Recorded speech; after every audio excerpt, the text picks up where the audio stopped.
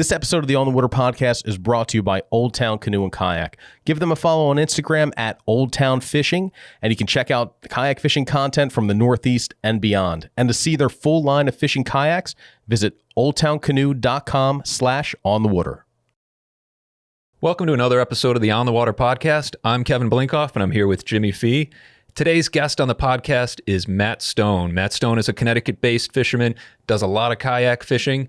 He specializes in catching big stripers from his kayak, but he also has a great story to tell about what I think is the largest tog ever caught from a kayak. Awesome story. Matt also tells us a little bit about the snakehead fishing that he does down in the Chesapeake. Very exciting fishery. Definitely want to get into that as well. So stay tuned and listen to Matt Stone.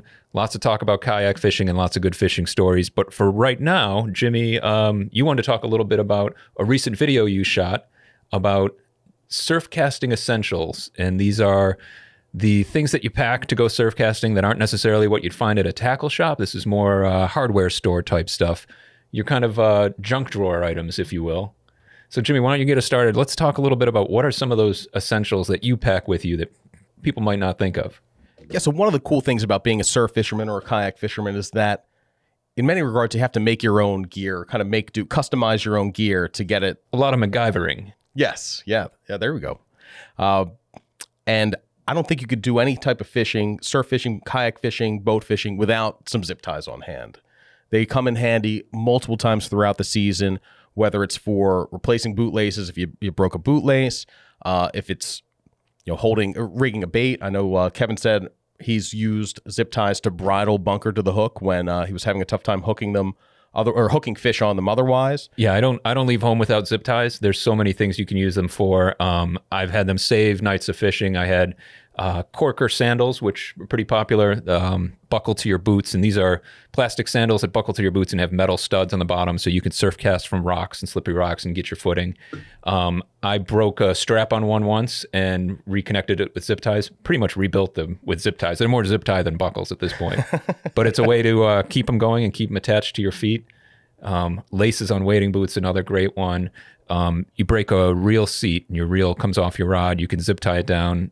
There's a lot of things you can think of that you can do with a zip tie. Yeah, probably my hottest tip for using zip ties is taking them and extending the life of your soft plastic baits with them. So say you're taking let's just say a sluggo, for instance, and you're rigging that on a jig head. One way to make that last for a few extra fish is to, in addition to using super glue to attach it to the jig head itself, which is going to prevent it from sliding down the hook, if you take a single zip tie and put it right above the bend of the hook and tighten that soft plastic right there, when you hook a fish, that's going to prevent the soft plastics from tearing away from the jig head or from the hook and creating that big hole that eventually breaks down the whole bait, so you'll have to replace it. So if you're out in the kayak and you're out in the surf and you don't want to do too much re-rigging, that's one way to get a few extra fish out of each soft plastic bait. And you mentioned super glue. That's another great item to always have on hand. I use super glue to repair all my soft plastic baits. A lot of super glue, if you it's all basically the same chemical but different formulations. There's some of the gel-based ones that I found to me are just the best for gluing soft plastics. If they're too liquidy, you end up just gluing soft plastics to your fingertips and tearing off your fingerprints. I've definitely done that. The gel-based ones, to me, just great. I use it also for attaching eyes to flies and things like that. And you can keep that with you when you're out fishing as well for quick repairs. It doesn't take too long for that to dry if you want to use that in the field to make some repairs. So one last use for super glue, too, is as some kind of field first aid. If you get a cut, I know you can stop that, bring the cut together with the super glue and stop the bleeding until you can get to some more refined medical attention. Yes, super glue is just a quick repair. Do go see a doctor. If it's that serious, yeah. Yeah. I don't know that we're supposed to be giving out medical advice in this podcast. 100% not. No, don't. Let's put a disclaimer there. In the line of adhesives, electrical tape is another must-have. The small rolls of black, kind of stretchy tape. That has a lot of field repairs. You can do that to boots. Say your sole separates on a suit on a boot. Sole separation usually happens to me at the end of striper season when I'm not doing too well. But if the sole of your shoe, SOLE, starts coming apart, you can fix that with electrical tape.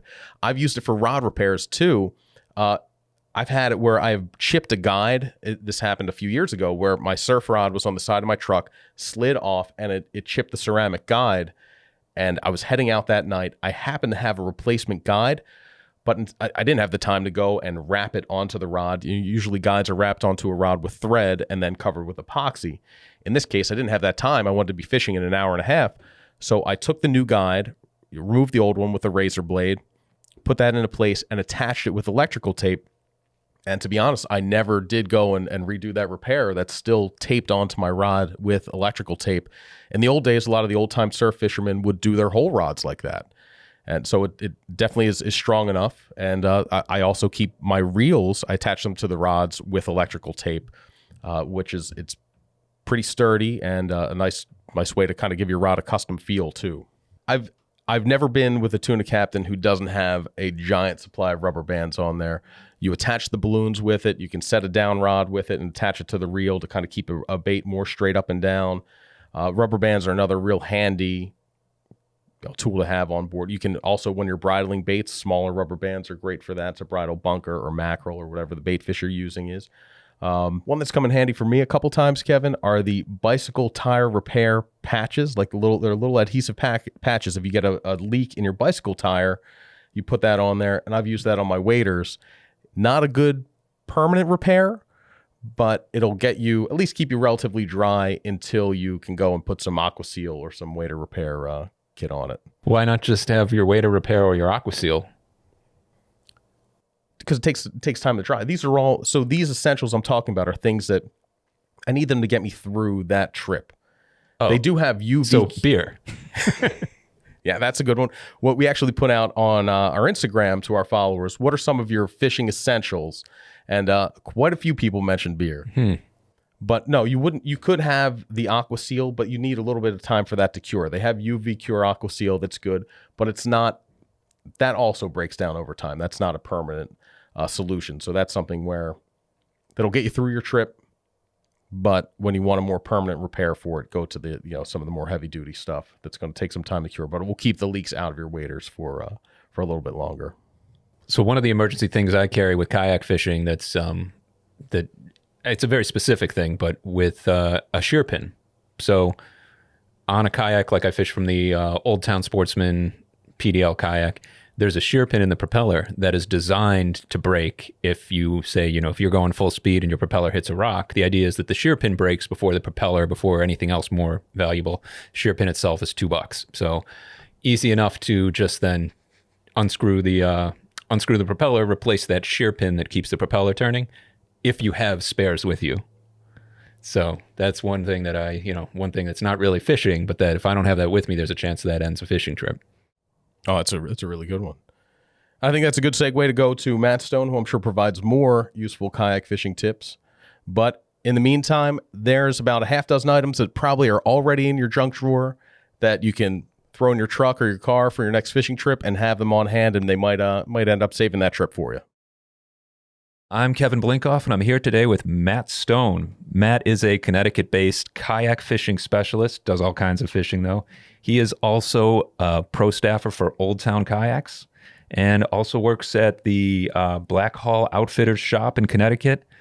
Knows a lot about fishing in Connecticut, knows a lot about kayak fishing, and we hope to have a good conversation today about all those things. Yeah. Matt, welcome to the show. Thank you. I appreciate the time. Thanks for having me on. Absolutely. So, and also thank you. You're also a high school English teacher, and you're on your spring break right now. I am. This is spring break at 35. So this is what it looks like. Well, thank you for spending some of your spring break here with us. Appreciate it. How have you been keeping busy this winter? It's been a really fake out kind of winter. So a lot more fishing in the kayak than I anticipated. Usually I'll switch over and do a lot of wade fishing for salmon and trout around Connecticut, but this year I did learn to center pin. It was my first year learning a center pin reel, which was really exciting. What's the learning curve like that with the center pin? About an hour of casting directly into the water at your feet. Yes. And some frustration and some tangles, but eventually is very cool. I don't know much about fly fishing. I've never fly fished, so that was sort of my towing into the water of non-spinning or bait casting, which was fun. But really, I spent a lot of time on the kayak, a lot of trolling, small inline spinners for trout. Didn't dial into the holdover striper bite as much as I thought I would, just because there was so much to do right nearby. And I usually fish once a week in the summertime or in the winter time. So it was exciting. Caught a lot of fish. Now tell me a little bit about the kayak that you're currently fishing from. Which model do you fish from, and what is this setup like? Yeah, so most of the year I'm using the Old Town Sportsman Autopilot 120. So the Spot Lock Minn Kota abled kayak, which is an incredible, and I feel like the word game changer gets used a lot, but it really is. It's a pretty incredible kayak. So I fish from that, call it April through about albies arrival, and then when the albies come. I value speed more than being, spot locked. So I tend to switch over to the Old Town Sportsman Big Water 132, which is a pedal drive, 13 feet, modeled after the really popular Predator that they came out with. And this is sort of the new iteration of it. It does great in waves, and it's you can still, most of the time once October hits, we're togging but also looking for albies, and so you can kind of stay in one spot with those pedals, but also as soon as the tog come, it's sort of sound the alarm and or once the albies come, chase after them and switch. You feel kind of like a soldier. You're putting one sword away and pulling the other one out.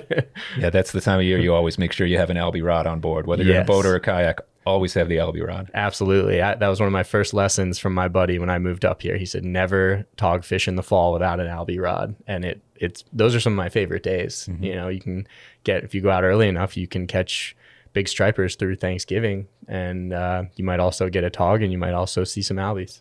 So speaking of tog, it is April now. Spring tog season has started. Have you been able to get out yet? I have not gone out for tog yet. I've been feverishly watching the buoy data in some of my early season tog spots. We usually like to see consistently 50. It obviously dips overnight most of the time. Sometimes you have 30-degree temperature changes in the air at this time of year. Have not gone out yet, but the way our tog season is in Connecticut, we get April, and that's it. And usually that means, in terms of when they're biting, about April 10th to the end of the month. So the hope is when I get back to Connecticut on Wednesday, I'll be able to get out there and all the fingers and toes are crossed, because it's the spring tog bite is underrated, I think. And so speaking of the spring tog bite, and I told you, obviously we were going to get into this fish. It was about a year ago. It must have been last April. Yeah. 24th, I believe. Yeah. And it was a Sunday. All of a sudden a picture showed up on Instagram. I still remember seeing it. I remember the moment. There was a picture of a tog, and it seemed to be like it was you were on the kayak, it was in front of you, and you had been sharing some stories on Instagram. And by the way, you should definitely follow Matt, Sunrise Kayak Fishing on Instagram. Lots of great stuff through there. Thank you. But you've been posting some tog fishing. You were getting some nice fish, 6-7 pound fish I saw. And then all of a sudden you posted this picture, and it was the head of a tog with your hand on it. Yeah. And your hand was smaller than like the head. It was jarring. Yeah. I had never seen a tog that looked this big. I had never seen, like, the proportions, the white chin, the jaw, and everything about it. I think I immediately sent it over to Jimmy Fee. I might have even called him and was like, have you seen this photo? Have you seen this? And I'm like, I've never met Matt in person. Does he have tiny, tiny hands? Right. Maybe yes. So I'll let you tell the story of that fish, which we'll definitely put those pictures up. If you're listening to this podcast on YouTube, definitely check this out. We'll put some of those pictures up. It is, as far as I know, the largest tog ever caught by a kayak fisherman that I've ever heard of. Yeah, I did some searching to kind of make sure that, I wanted to hear stories of other folks and sort of be like, share that camaraderie. And the biggest I had heard was 16 from another guy. I'm sure there are others that I just didn't hear of course. But as far as I know, it's the biggest from a kayak, which is pretty cool. And as far as the size of tog goes, I mean, a 7 or 8 pound tog is a really nice fish. A double-digit fish, to me, I think I've been tog fishing. I'm not crazy about. I mean, I don't do it all the time. I love tog fishing, but maybe over the past 15 years, I've probably made 30 tog fishing trips at least, kayak, boat, and everything. And to get a double-digit tog is kind of my goal. Right. Caught some 7s, some 8s, some 9s. Yep. If I really wanted a double-digit tog, I think I would have to get on a charter and go off to some deeper spots. You're in a kayak. Yes.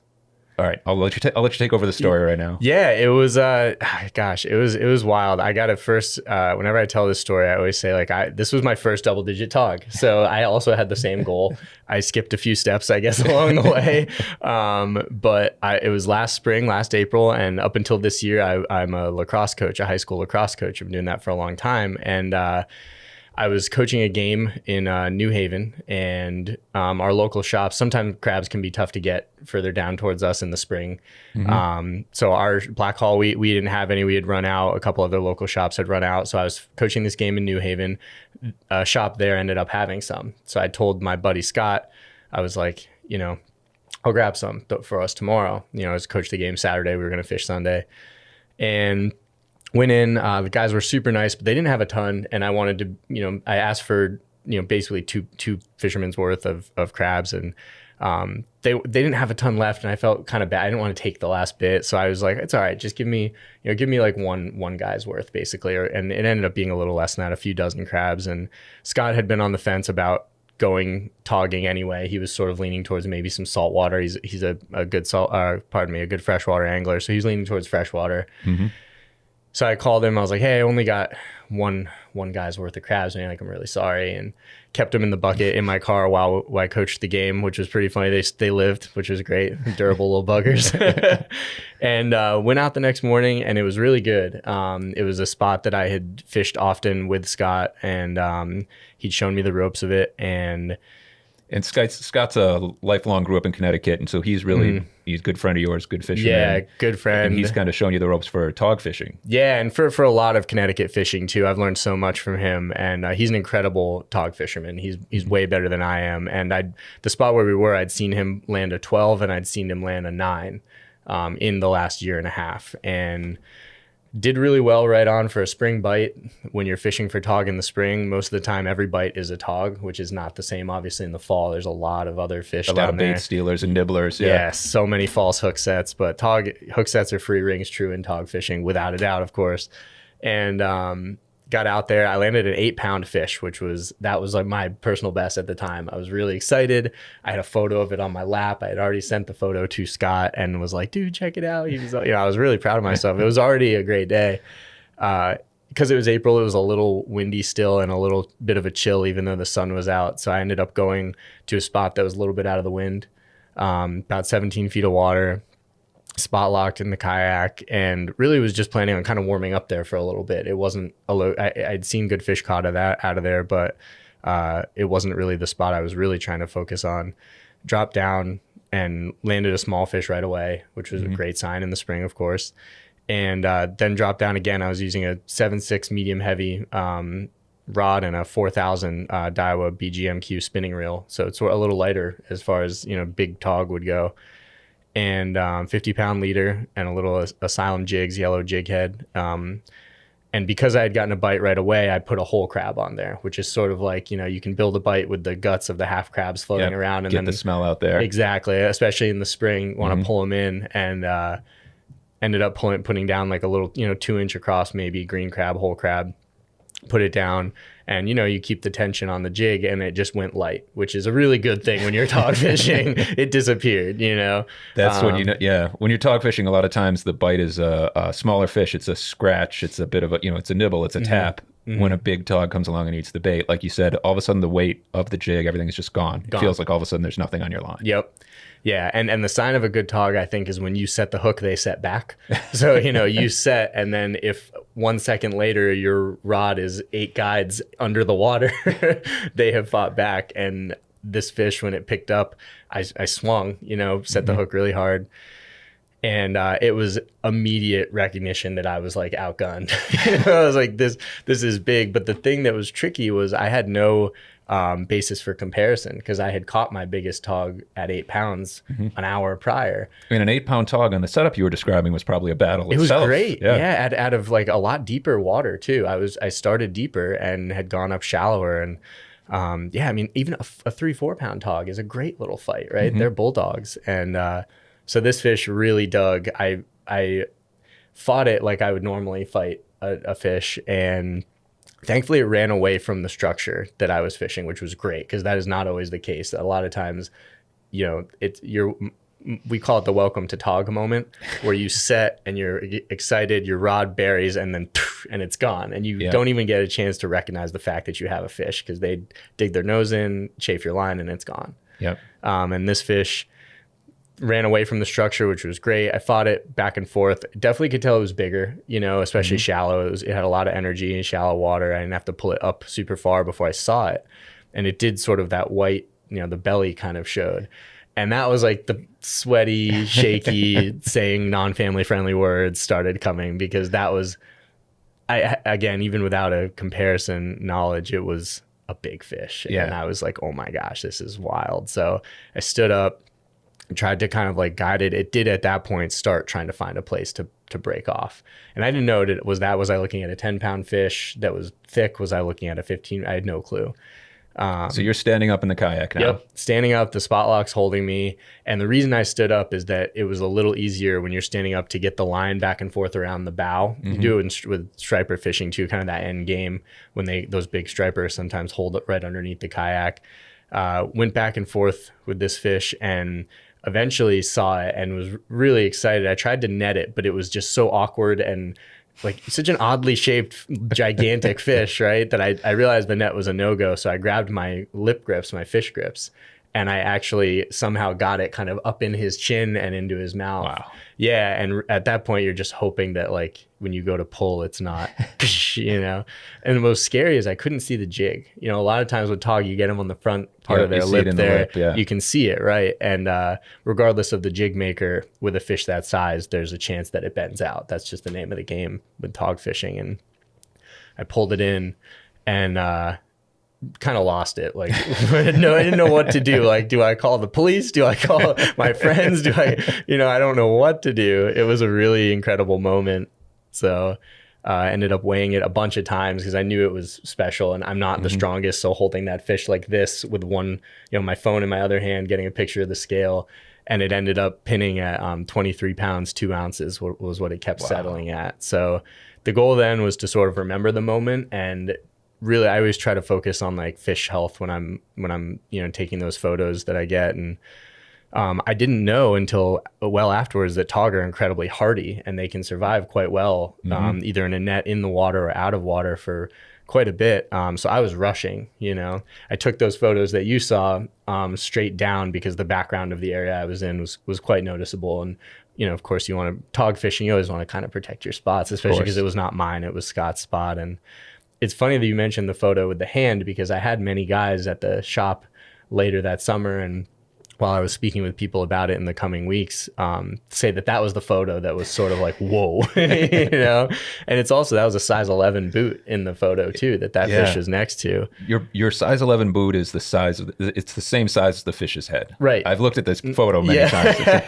I also have the perspective of I've fished from the same kayak, and I know what the floor of that kayak is. And I'm looking at this fish stretched from one end to the other. Yeah. I'm like, that's just. Yeah. It's so far beyond any tog I've ever seen in my real life. Me too. It went from like plug to under the seat, basically, The one regret I have is that I do have a boom mount that I use for photos and videos, usually of striper, but in this case I was like, I gotta get something, So I took the photos straight down and was quickly set up my boom mount with my camera and press the record to get a video, because I thought mostly for myself I wanted to capture the emotion of like, oh my gosh, because I had waited at that point, I knew it was special. Put the boom mount out there, hold the fish, and I tried to crowd the frame so I could maybe take stills and blur it, maybe just for some body perspective is usually a cool kind of photo, especially in the kayak, and at that point, it's quite the process to take the boom down. So I film my little excited reaction video and get the fish back in the water, take a moment. I remember taking a moment to just be like, whoa, and you're like shaking, got it in the water. It swam off great. Pull my camera in, and my slimy fingers, I had pushed the record button, but it had not started recording. Oh, no. So that whole video did not exist. So the only photos I have are the ones that I put up. Every photo I have of that fish, is out there. So that's what I've got, and the story myself too, which is great. And when that fish swam away, who's the first phone call you made? Scott. I felt so bad. I called him and he knew, he could tell my voice was shaking and I was kind of giddy. And he was like, your voice is shaking. And I was like, dude. And he was like, how big? And I was like, 23 pounds. And I won't repeat what he said, but it was, I said to Billy when I talked with him about this story, it was like a screw you, congratulations kind of feeling. Like he was very excited. But also was like definitely some regret, and he knew where I was. There's only 3 people who know the exact location I was in, and he of course is one of them. And that was it was a great phone call. But shortly after I group texted my buddies at the tackle shop at Black Hall, and Sean and Gene both called me one right after another, and they were like, keep it in the net, get back to the launch. We can keep it alive in a cooler and we'll get a real measurement on it, get some good photos of it with onshore backgrounds. And I was like, it's gone. And they were like, what? I was like, I didn't know, Yeah, that's becoming, because they are so hardy, Todd can live in a small amount of water in a cooler or something like that, and they can swim away fine after that. So more guys are, especially boat fishermen, they'll catch a big tog, bring it in to weigh it, get an official weight, and then be able to release it at the dock and let that fish swim away. I've seen the tail loops for weighting, weigh them by the tail, and off they go. They're incredible fish. And that one, the dino tog, is the proportions were just silly. It was a special fish. I think more so than anything, I just feel grateful because, like I was saying, it's not, you never expect to go from 8 to 23, but definitely right place, right time, and a little bit of luck and memory forever. That's incredible. And they are slow growing fish too. So a fish, for a tog to get that big, that if fish has been around a long time, it's seen some things. It's definitely, I'm sure it's broken some hearts before. It's broken some lines. I agree. Yeah. The reason I think that didn't happen is, as I said, the jig was gone. When that rod went soft, I think it took the whole thing into its mouth, because even if you look at the photos of it before I unhooked it, you can see my line going straight in, and it was back top of the mouth, dead center, buried all the way up to the lead of the jig. Wow. And I think if that fish had done anything but fully inhale that jig, the pressure on that hook tip would have just bent it out regardless of who made it. And I got very lucky that it took it in one gulp, and when I set the hook, it buried it way up there. So it was a never come across it again, certainly never landed again kind of moment, It's an awesome story. It really makes me want to go tog fishing right now. Yeah, it's almost time. And you got a mount made of the fish though, is that right? Yeah. Northeast Taxidermy down in Connecticut. Actually, Gene, the owner of the tackle shop, surprised me with it. Oh, nice. He had requested the measurements, and obviously I'd sent him all the photos, and I was working in the shop one day late last summer, and I was kneeled down restocking some things, and he goes, hey, and I turn around and he's holding it. I was like, oh, I knew, I was like, oh my gosh. So I actually we hung it up behind the register in the shop, and I actually brought in the jig that it was caught on, because I had cut it off immediately. I was like, I got to remember this. And I had it in my garage, and I brought it in. So now the real jig that it was on is sitting in its mouth in the shop, which is really cool. That's awesome. So you didn't want to hang it up in your bedroom? The wife was not a fan. Right above the stove looked prime, but I don't know if I was going to get clearance for that one. So if anybody wants to see that again, it's in the shop, and that's Westbrook, Connecticut, right? Yep, right in Westbrook, right down on Boston Post Road along the shoreline there. There's a bunch of really cool mounted. There's a 500-pound Mako in there that was a replica mount, and that one's in there. Gene, the owner of the shop, got a 13-pound fluke years ago. That one's in there too. So. It's good conversation, and stare longingly at it every now and then during the cold winter months. And your buddy Scott has to come in now and then and see it as well. Oh, I know. It's like every time. I need to hang a sheet over it every time he comes in. I'm sorry. Yeah. So you've been working in that shop mostly in the summer times because you are a school teacher, so you have your summers off, so you can put in some hours there. What's that experience been like? Do you enjoy working in a tackle shop? I love it. You know, I think there actually is a surprising amount of crossover with teaching. Because when people come in, they're looking for knowledge, right? A lot of the times. There's guys, of course, who they know what they want and they know what they need, and they go in and they're out. And you can still share a fishing story as well along the way, which is fun. But in the summertime, especially, we get a lot of folks from out of the area that are visiting briefly, spend their summers here. And they want to make a memory, right? Like that's what you go to a tackle shop for if you are seeking knowledge. And the story that really solidified my love for working at a tackle shop was my first summer there. This was at the old Westbrook shop. It was more of like a standard tackle shop. I used to joke we never needed to check a tide chart because you looked through the holes in the floor. And if the water was there, it was high tide. And if there was no water there, it was low tide. So at that shop, a guy had come in. He was on vacation. He had a son, I think like 7 or 8. And he was like, he's never caught a striper. I really want to catch a fish while we're on vacation. And I set him up with your standard kind of bottom rig with some sandworms. And I gave him a couple other, entry level type things like some swim shads and I think maybe a popper or something, and sent him on his way, I rigged it up for him on his rod and got him some sandworms. And he came back the next day and was just lit up. And he showed me a photo on his phone and there's his kid with him in the photo holding like a 25-inch striper. Mm-hmm. And that was like, I still get chills thinking about it. Cause like, that's what it's all about for me at the shop. You know, there's an element of it that is hang out with the guys, talk fishing, which I get a lot out of. As an English teacher, I love stories, and I think fishermen, especially, there's so many cool stories buried in the salty veteran world of fishing, and to hear those told is pretty cool, especially from the guys who experience them. But then there's also that part of it that's teaching somebody, that next generation of the guy who wants his kid to catch his first striper. Or I have some of my students that are fishermen and they're like, how do you get big stripers? They want to be able to do that now too. And it's pretty special. So I get a lot of value out of it. It's really, it's very fulfilling. And I'm really grateful because I only ended up working there because I was still living in Baltimore at the time. And I sent the owner a DM on Instagram and said, hey, I'm moving up soon and I'm looking for a summer job, which I normally get one in the summer. And he was like, yeah, come on down. And 3 years later, here we are. So you said some of your students also have gotten into fishing? Yeah. It seems to be there's a handful in every grade that are really into it. And those have been some of my favorite moments because I'll get an email over the summer on my school account. And it's from one of my students and they're out in like a kayak and they're like, Mr. Stone, look what I got. And I'm like, that's so cool.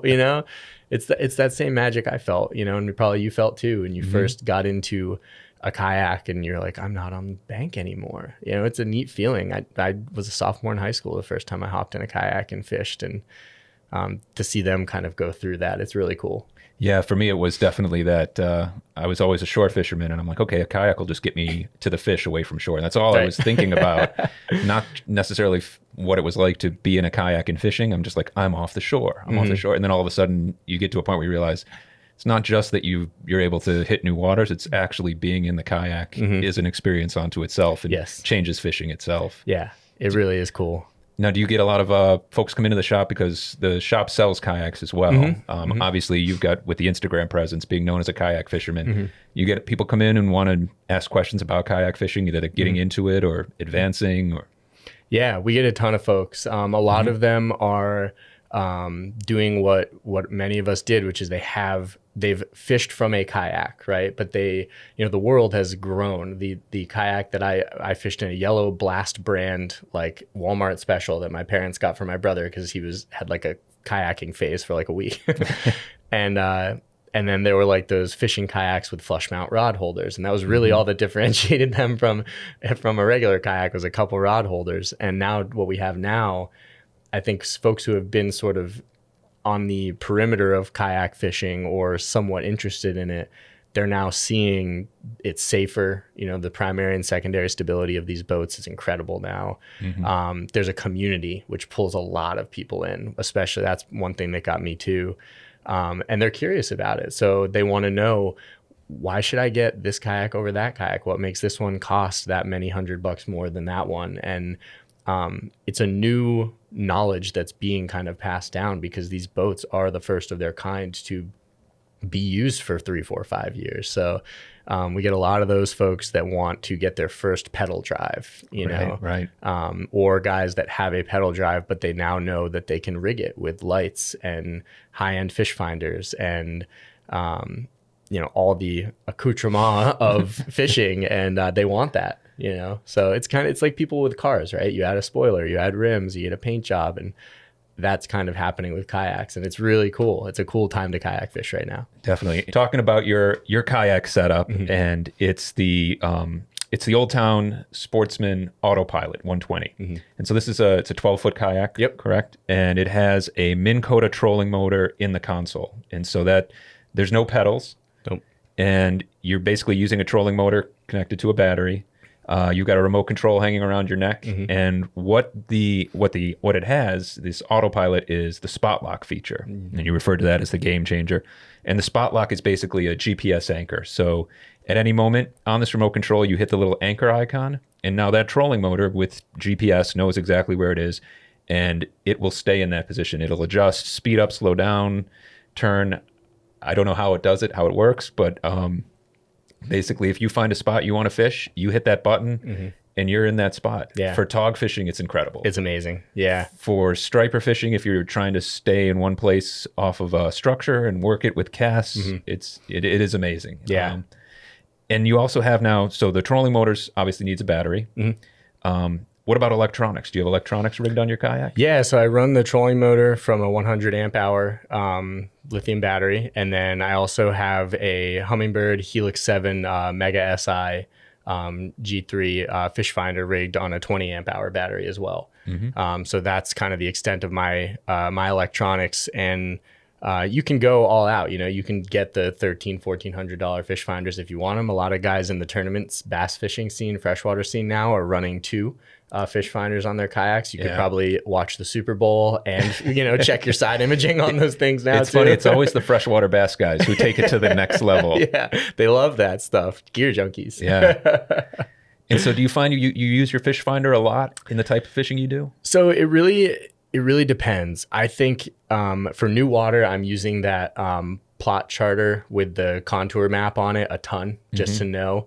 In the early season striper, when we're doing a lot of flats fishing, I'm using that side imaging a ton, because those fish, a lot of times those stripers come in like wolf pack style of like 3, 4, 6, 12 fish, and they're chasing a small pot of bunker somewhere in shallow water. So that is incredible. I use the side imaging a lot when I'm night fishing to kind of direct my cast. But for the most part, when I'm fishing areas that I know, I'm really not using it a ton. Sometimes I find myself staring at it too much, you know, video game style. But it, you know, some people, it's like, it's a cheat code. I'm like, it's really not, you know, like I can't tell you how many fish I've caught. Like if we're talking big stripers, right? I've probably caught fewer than 5 of them strictly because I saw them on my fish finder first. You know, we're not doing my type of fishing, especially in the kayak. It's a lot of structure based, a lot of feature based stuff. And you certainly will see those fish. Like if I'm drifting an eel, a live eel in 40 feet of water, you want to see some stripes kind of coming around that bait when you come through, and you can get, I call them looky-loos. You know, they come in on the side imaging and then they bail and you can see their line come down, and that's really cool. It's really fun. But I'm not really relying on that in terms of I have to see them there to fish this spot. Right. So your typical striper fishing, you do a lot of early morning fishing. I do. So that's, you know, obviously your handle on Instagram, Sunrise Kayak Fishing. That's the time you want to be out there. You post a lot of big striper pictures on Instagram. You catch some really big fish, usually low light, early morning. So what's your typical striper trip like, say, in June or in the height of the season for you? Yeah. I love getting up at like 1:30ish is usually the sweet spot. I like to be on the water by 3. Which some of the guys who are, you know, watching and listening are probably, I just stay out all night. Those guys are special, man. They're the vampires, like surf casters, right? They just don't sleep. I can usually, if I go to bed at 9, I can be up at like, you know, 1:32 and I'm good for the day. I'm getting up. I usually like to, it's kind of a whole process. I like to rig up the night before. Some people say you don't rig until you see the water, but I like to have them at least a plan, you know, to go from. And I rig everything up. I load up my car, and that way in the morning it's kind of like autopilot. And throw everything in there, make the coffee, on we go. Usually launching around 3, and I'm typically fishing at that point really shallow structure. You know, 2, 3, 4, 5 feet, current driven. Something with some sort of structural feature, you know, rocks, reef, whatever that may be. And that's typically with like a lot of live eels in the dark, which folks have been doing for generations. A lot of the GT eels, you know, those long soft plastic imitation eels. throwing those on half-ounce jig heads or weightless. You can throw them on too. Work them like a big zoom super fluke from freshwater bass fishing days. So swimming them through this kind of shallow water. So not vertical jigging, but you're casting and swimming these. Yeah, 100%. You can troll. I do troll tubes at night a lot, kind of as a travel from place to place, or if I'm not really sure where they're going to be that day, I'll troll a tube, which is a lot of fun as well. Troll live eel too, slow troll that thing. And we're doing that basically. I typically fish alone in the summertime. That's something I think a lot of kayak fishermen get. It seems like we're either one or the other, right? We either want like the whole Mad Max style squadron rolling out with all of our boats, or you want to we'll fish together, which usually for me means we say what's up at the launch, and then we'll go out and we'll maybe communicate on radio, but for the most part we're doing our own thing. Yep. So most of the time I'm out there alone. Then when the sun starts to come up, that's like kind of my, like you were alluding to, that's my happy time, throwing big top waters. And the idea with getting out there early is that, people have known for years, of course, that stripers actively feed at night.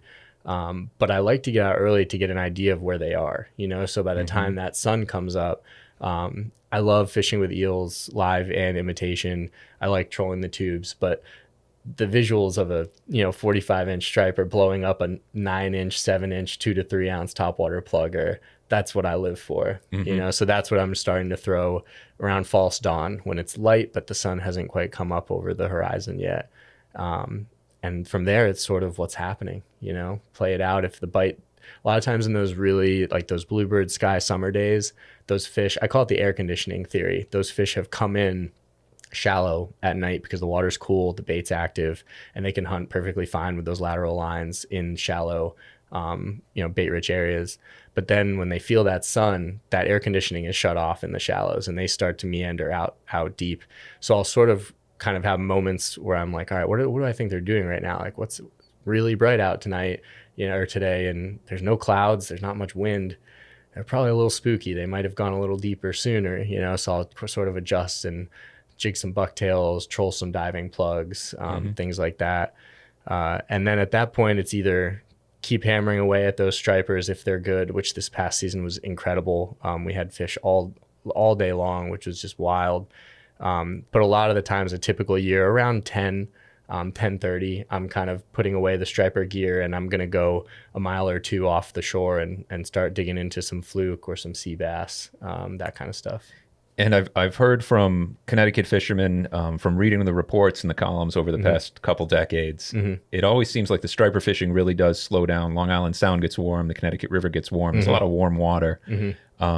The bass fishing tends to shift off toward deeper water. More guys are heading out to Block Island or deeper areas. This past year, I heard from you and from other anglers as well that the striper fishing was really pretty incredible through the summer. Yeah. I don't know, if only we could explain it, right? All of us would have a lot more of these hanging on our walls, right? But, being at the shop, we constantly hear from, the young and the old, the new and the experienced, all their stories of being out on the water. And of course, we fish a ton ourselves.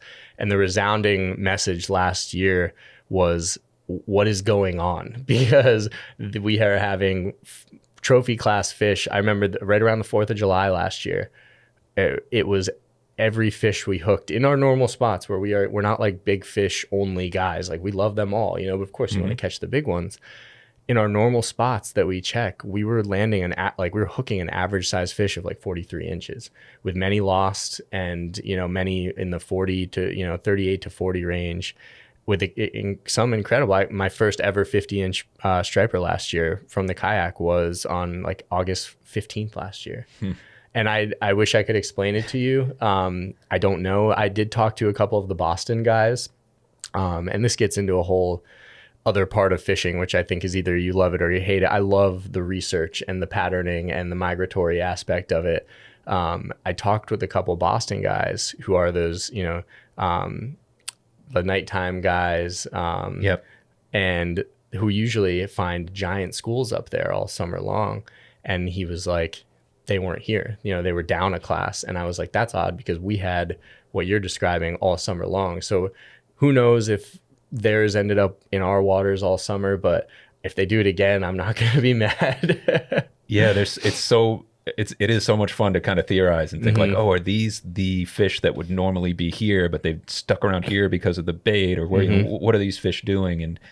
And striped bass, I mean, the research has shown that they do tend to come back year after year to the same areas, that you get fish that, at least while they're a certain size, they tend to come back. So these fish that go all the way down to the Chesapeake to spawn will come back and go to specific areas to feed at certain times of the year.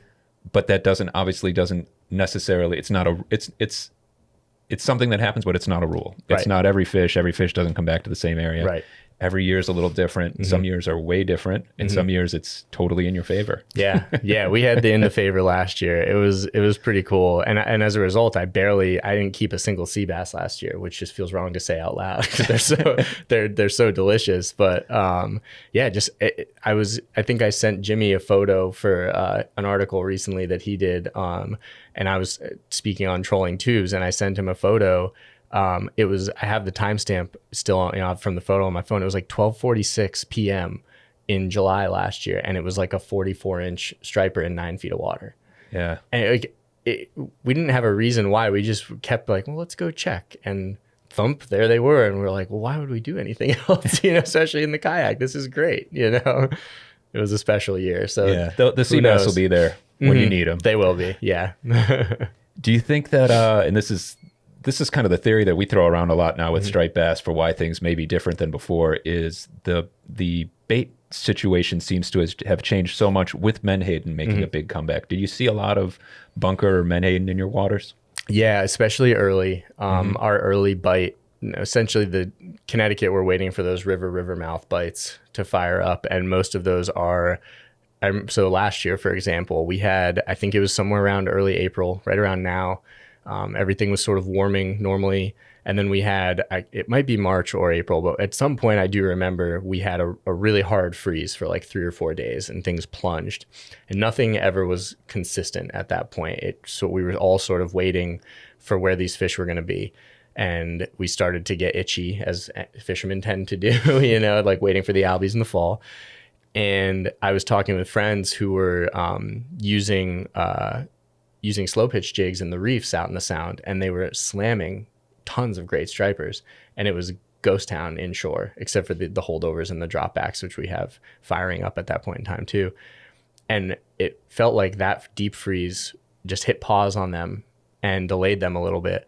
But speaking to the bait fish, it was at some point almost like something, whatever it is in fish's brains that tells them go that way.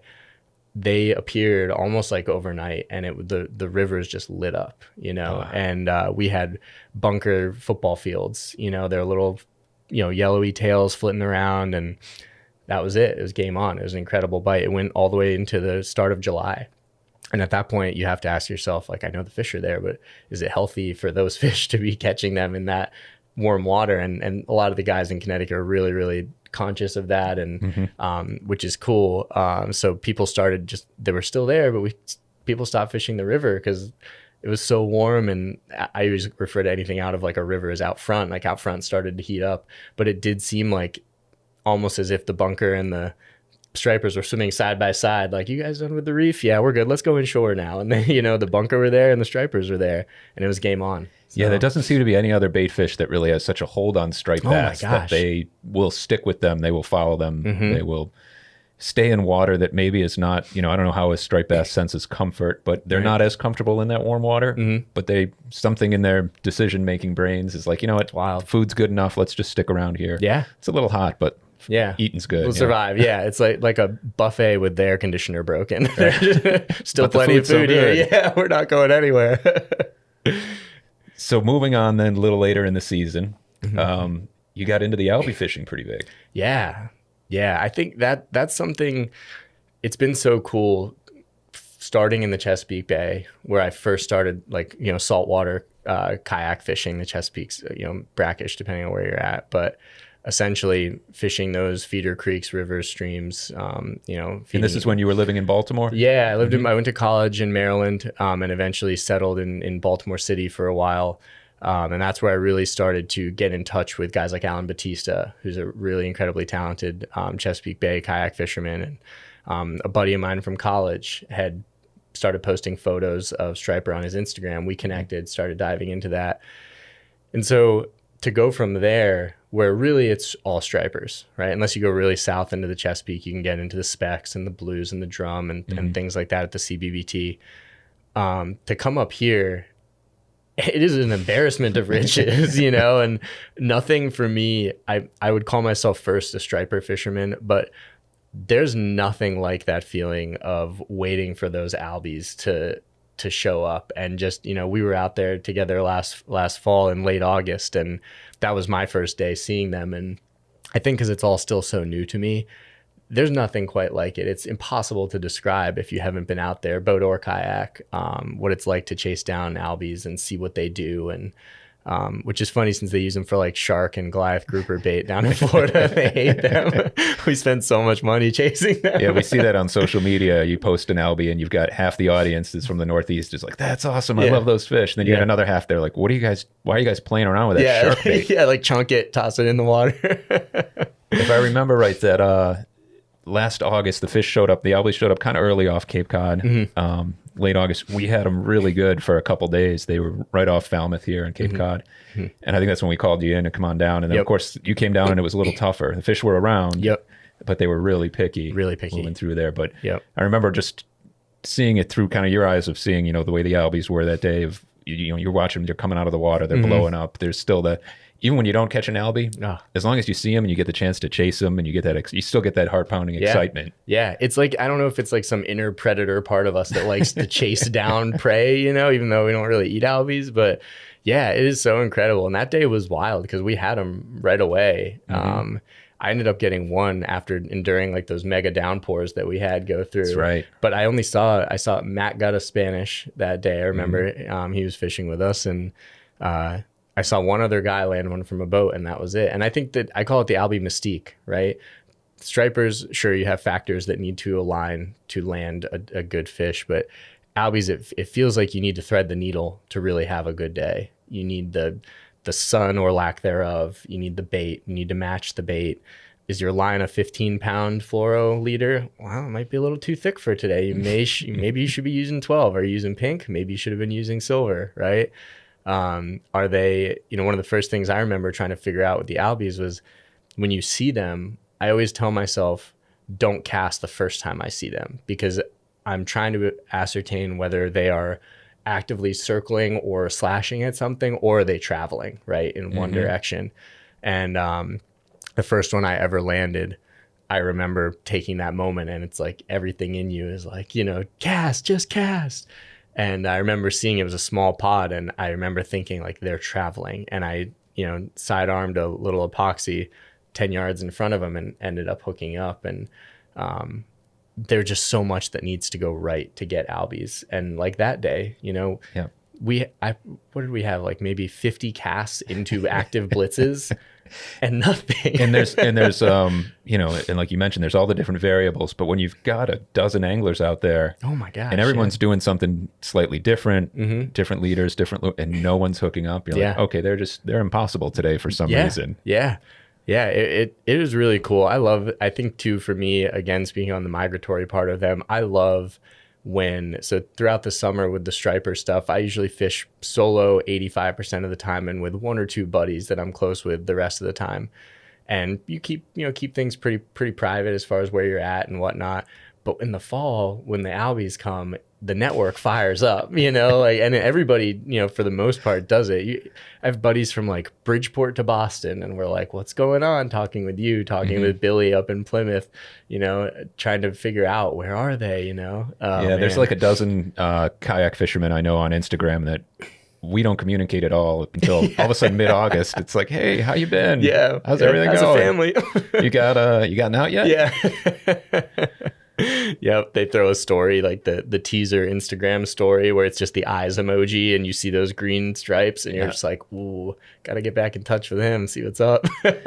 But it is fun, and it's fun that the community kind of gets back together. Like you mentioned, a lot of my striper fishing from the kayak, it's the same thing. It's early morning.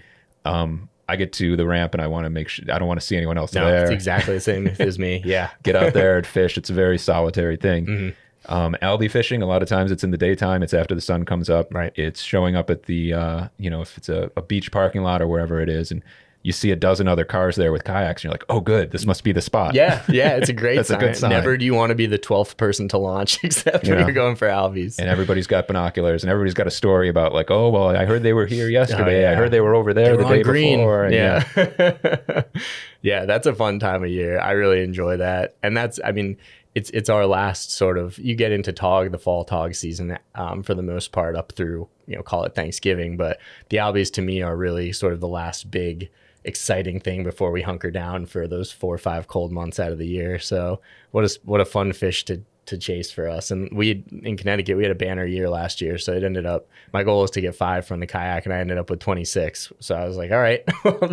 Most of it was that they showed up in my backyard, basically 20 minutes from home. So it was a great year. So you hit your albie goal last year. What kind of goals do you have for this fishing season? Anything that you're trying to hit or anything you're particularly looking forward to? I mean, I think you have to settle with, I think you've caught your personal best tog. Yeah, that's you're not going to break that one. Yeah, that's just asking for a lifetime of misery to put something more than that on the list. Yeah, than that tog. But so tog's off the table. I think being still relatively new to, I grew up in Vermont, but being new to Connecticut as a Connecticut kayak fisherman, I think this is the year where I really want to start branching out and start really, as a fisherman, holding myself accountable for trying things that aren't in my comfort zone. I've been getting into glide baits more, which I'm not terribly familiar with, but I've ordered a couple last year. I have one on order right now.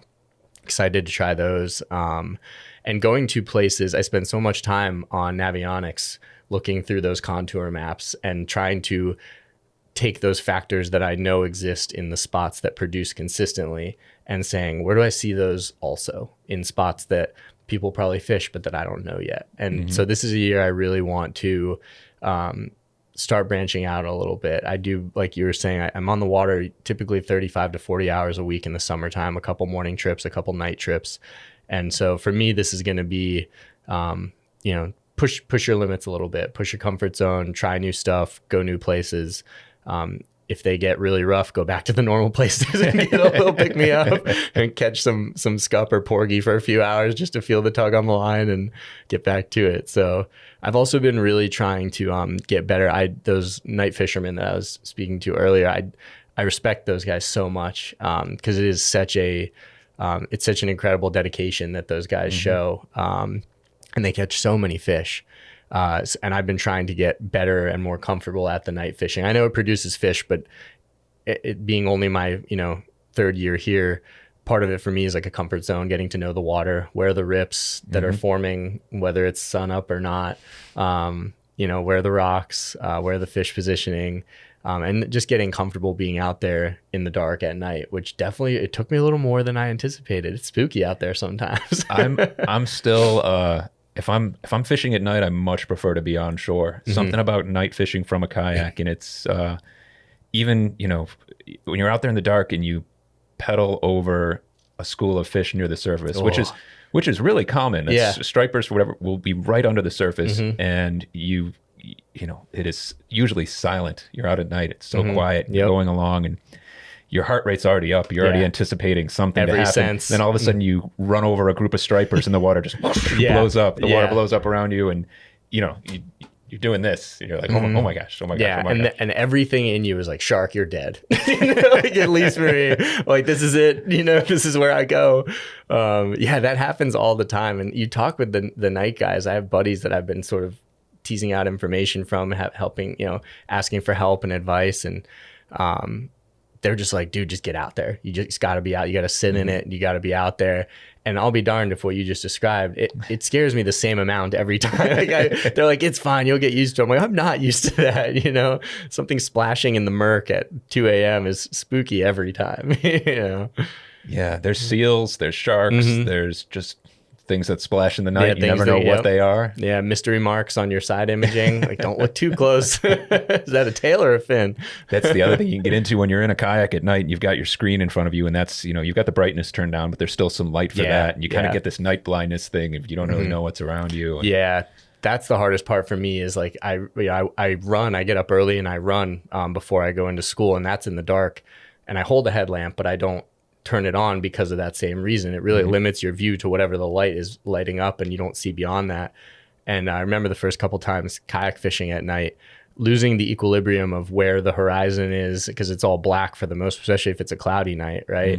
Losing that equilibrium, especially if there's a swell. You know, you're part of being in a kayak is sort of molding your body to the direction the waves are coming from and going up and down. And especially when you're hooked into a big fish, it's part of the appeal of kayak fishing, I think, is it involves so much multitasking, particularly when you're hooked into a fish. If you all of a sudden turn the lights out on that, your senses need to be dialed in. And that, I started to feel more comfortable with it last year. Not quite at the point where I'm going all out. It was a pretty sharky year in the Sound last year. A lot of bitten in half stripers. So a lot of that throughout. I would say Long Island Sound, even around Cape Cod, more than ever before. Guys surf casting or catching bass from a boat, getting it to the boat and having a brown shark or sometimes a great white come and eat half your bass. No thanks. Yeah. Just seeing that and I'm out. Good night. Bed's calling. So I'm definitely interested in hearing about your snakehead obsession. Yeah. That was something that really hit Maryland. I think it was 2002 in Crofton, Maryland. Someone caught a northern snakehead, which very likely made its way there through the illegal aquarium trade, is what they think happened. And since then, they've kind of become this icon of invasive species, frankenfish. They can walk across land, and luckily at that point that I was fishing for them, they were really just starting to come onto the scene. And the appeal with them is that in the Chesapeake Bay, we get our migratory large striped bass in the spring and the fall. And in the summer, the bay gets very warm. And it becomes pretty inhospitable for a lot of those fish. So they either go mega deep, which takes them you're not trying to be in kind of the middle of the Chesapeake Bay in a kayak. That's pretty dicey. Takes them out there or down south out to the regular water, the Atlantic. So I turned to snakeheads, and I remember a buddy had gone down and tried to catch them. Basically, they are, if you're unfamiliar with them, from the head down is basically like boa constrictor pattern. When you see like snakeskin boots, slap that on a fish. They have fins running along the top, pretty much the entire top of their back. They have very bony heads, and their head somewhat tapers into a really small bony mouth with very sharp teeth and very strong jaws. The appeal to them, particularly from a kayak fishing standpoint, they love shallow, brackish, swampy, stagnant, heavy veggie water. And so the Potomac watershed south of DC became a mecca. The eastern shore of Maryland, particularly Blackwater Wildlife Refuge, became a mecca, and they proliferate quickly. So they spread very fast, which is part of the fear. Guys who are trying to keep things like frogs and other stuff like alive down there, and a lot of the smaller bait fish as well, which are important for the kind of chain. The fear was that their spreading so quickly was going to screw that all up, but it was a really attractive way to kayak fish, and I spent a lot of time down there going for them. And in snakehead fishing, a double digit is that's kind of what you're going for. A lot of it in the summertime is top water. So, you drop a kayak into a swampy backwater tannic, and you're throwing a hollow body frog on the surface, and you're surrounded on the eastern shore, right, of Maryland. You're in the marsh with like a Sitka deer maybe near you that you spook, which are like super ghost kind of deer that guys spend a lot of time hunting for. There's eagles everywhere. You kind of treat them like pigeons after a while because they're just all over the place. Your bycatch is a lot of times like 4 to 5 pound largemouth bass or bigger, which awesome.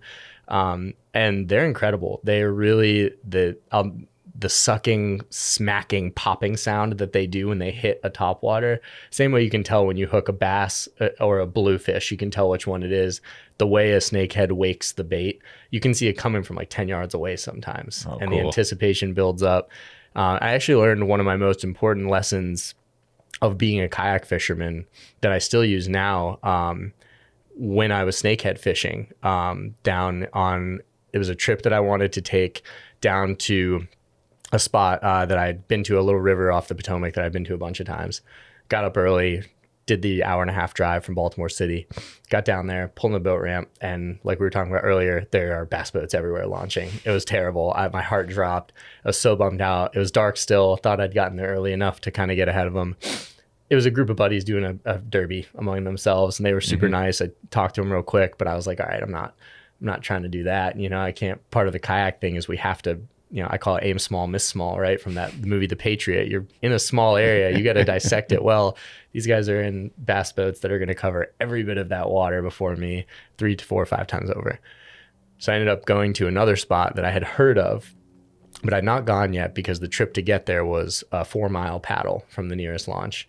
So the conditions need to be right. The Potomac can be a pretty treacherous river in the wrong conditions. And luckily that day it was glass. So I pulled into the parking lot at the original launch, looked at my phone. It's like 11 minutes away. I was like, let's go for it. Like, let's give it a shot, right? So I launched and I took the paddle. It was a haul.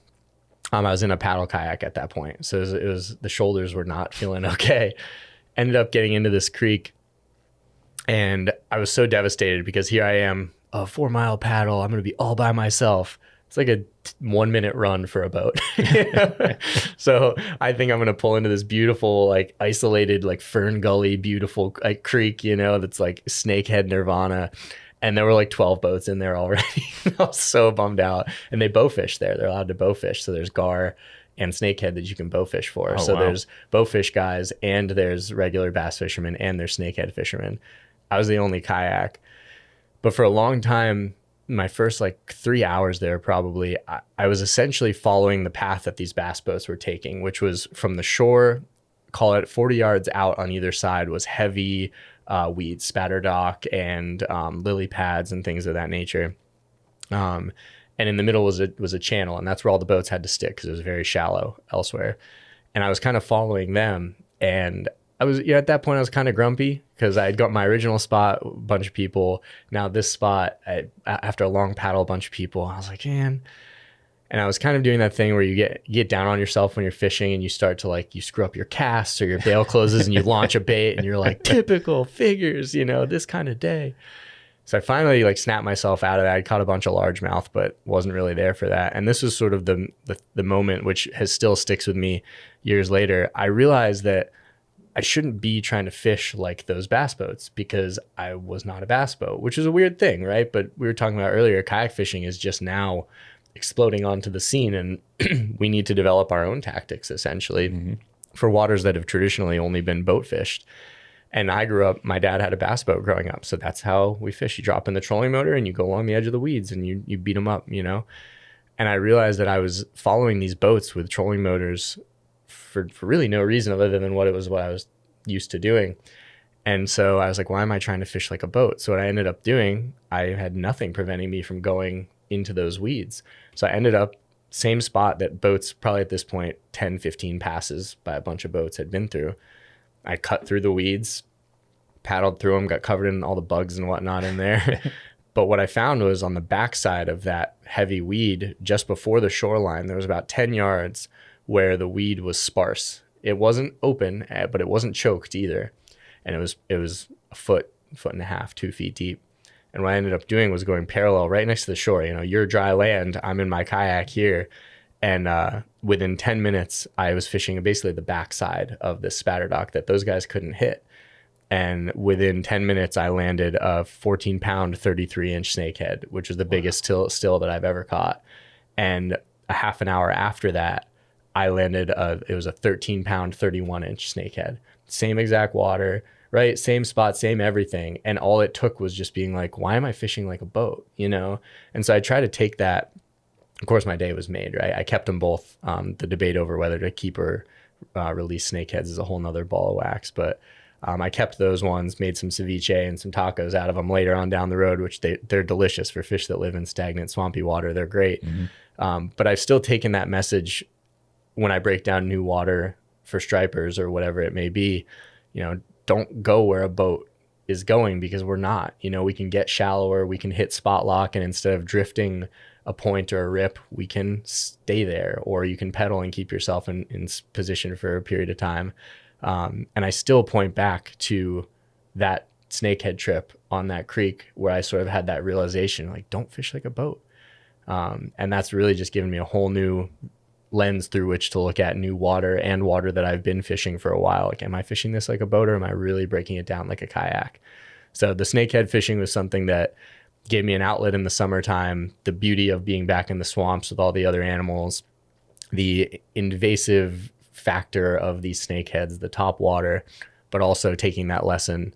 I owe a lot to the frankenfish, I suppose. So you think you're going to get back down there this summer and experience that again? I want to. I really want to. I have friends and family down in the Chesapeake Bay area still. I did go down. I took Sean from Black Hall down 2 summers ago. It was great. We did like a night trip, stayed with my buddy down there. I got skunked. I was all excited, talking this all up. Let me show you the lessons. Yeah, let me show you. Yeah, I'm like the snakehead Jedi, and I caught nothing. Sean got his first 2 snakeheads, so that was, of course, like, that was worth it for me for sure. But I would love to get back down there. It's a really cool fishery, and the problem now, or I guess the success, but the challenge too, is that it's become so popular that those waters that initially it was for days, no one out there. Now there's 5, 6, 7, 8 cars there, which it's part of fishing. And it's cool too, because a lot of those communities down in those snakehead areas have benefited tremendously from the economic impact of having all these fishermen here. They want to stay in hotels. They want to eat at restaurants. These areas that were typically drive-throughs on the way to Ocean City or places people didn't go south of DC to go visit.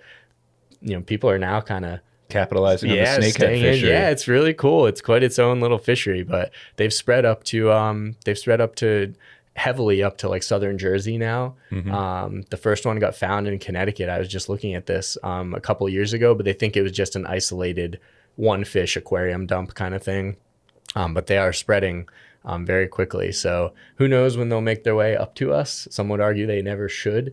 I need to read more of the science on it, because it's one of those things. The science is being developed right now in real time, which is also another fascinating part of it. But certainly would love to get back down and get back in the swamps for some snakehead, without a doubt. Although if the fishing this summer is anything like it was last summer, it'd be hard to leave behind the striped bass. We'll not be going anywhere. Yeah, we'll find out in about a month. Yeah, we'll see here. We'll see what the bite looks like when those fish shape up and when those bunker move in. Awesome, Matt. I want to thank you so much for spending a little bit of your spring break with us here at On the Water. I appreciate it. Thanks for having me. You're an incredible storyteller. I could sit here and listen to you tell stories about catching fish all day. I appreciate that. Part of being the English teacher, and also that's why we enjoy having you write for the magazine as well. So definitely, if you want to hear some more of Matt's stories, read his stories, you can check them out in On the Water magazine as well, and on our website. Matt, again, thank you so much. Thank you. Thank you for having me.